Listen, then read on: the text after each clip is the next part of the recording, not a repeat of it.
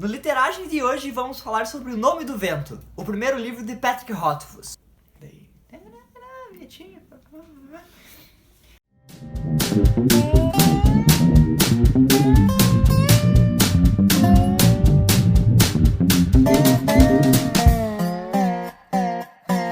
O Nome do Vento é o primeiro livro da série A Crônica do Matador de Rei, que vai contar com 3 livros.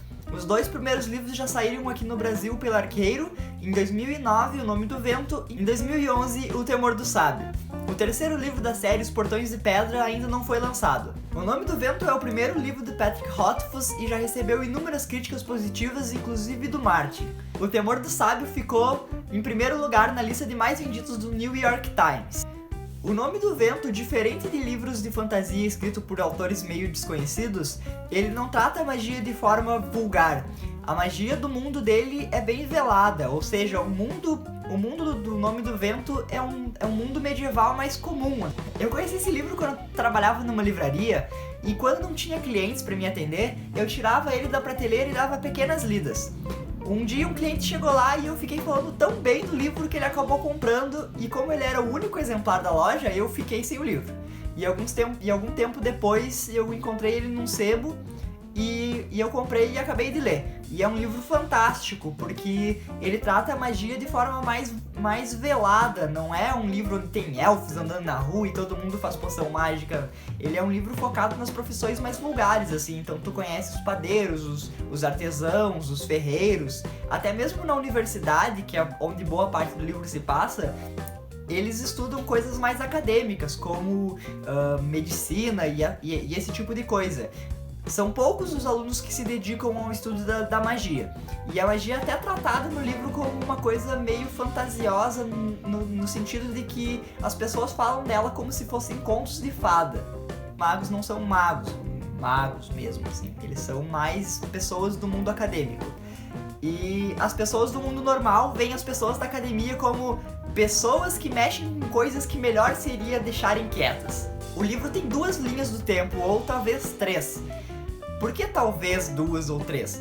Porque uma das partes, um dos capítulos do livro, os interlúdios, acontecem no tempo atual. Existe uma guerra civil assolando o reino e a gente não sabe, não tem muita explicação ainda. Nos 2 primeiros livros eles não explicam porquê, mas talvez tenha a ver com o fato do Couto ter matado o rei. Né? Isso não é spoiler nenhum, porque o próprio nome, A Crônica do Matador do Rei, sugere que ele vai matar o rei em alguma hora dos livros.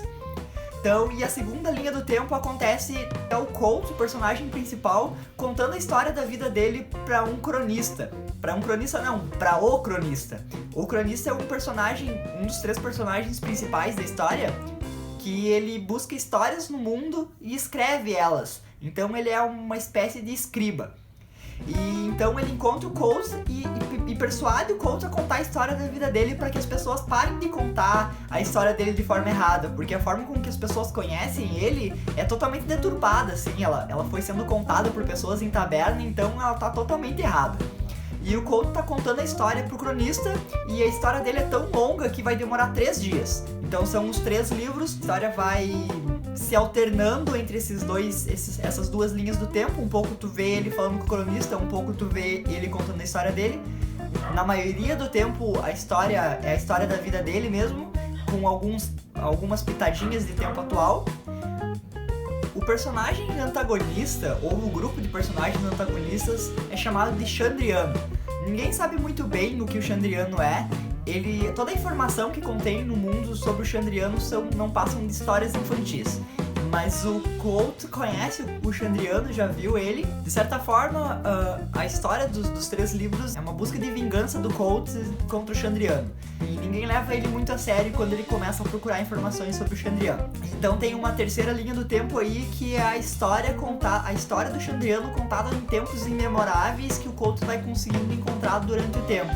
Então eu ouso dizer que existe uma terceira linha do tempo, que é a história do mundo desde o início, assim. Algumas pessoas reclamam ao ler O Nome do Vento dizendo que o Couto é um personagem muito overpower e que a história fica sem graça, porque ele é muito forte e muito bom em tudo que ele faz. No entanto, a gente tem que entender que, como os pais deles eram Helena Russo, que são os melhores artistas do suprassumo da arte do mundo, eles educaram o Couto para ser o melhor artista do mundo. graças à educação dele, ele acaba por se dedicar muito a tudo que ele faz. E também tem esse impulso de vingança que acaba sendo combustível pra ele. Então, ele é de certa forma um personagem muito apelão, porque se a gente for parar pra pensar, ele é um bardo, arcano, médico, ferreiro, lutador, espadachim, ótimo em filosofia e tudo quanto é coisa. Mas eu acho que o ponto principal da história não é ele, e sim o universo dele, que é muito mais interessante. A forma com que a magia é tratada, como ele explica tudo o que acontece, a magia simplesmente não acontece, eles explicam o porquê que cada coisa acontece, é muito legal de ler porque parece muito mais crível, não parece que os caras soltam bolas de fogo pelas pontas dos dedos e não tem explicação pra isso. Como metade do livro se passa na universidade, tu vai entendendo o sistema do mundo e como que as coisas funcionam, e isso é muito legal de ler. Os capítulos, eles são bem curtos, o que fazem com que tu vá lendo, e quando vê tu já leu metade do livro, e é uma leitura bem escorregadia e bem legal de ler. Ele já saiu no Brasil também um spin-off de um dos personagens chamado A Música do Silêncio. Existem também outros spin-offs com personagens, só que eles não têm tradução no Brasil ainda. Então é isso, pessoal, espero que vocês tenham gostado do vídeo. Se você já leu O Nome do Vento, comente o que você achou. Você achou mesmo o coach muito overpowered? O que você achou da história? Compartilhe o vídeo se você gostou, inscreva-se no nosso canal e dê aquele joinha para ajudar na divulgação.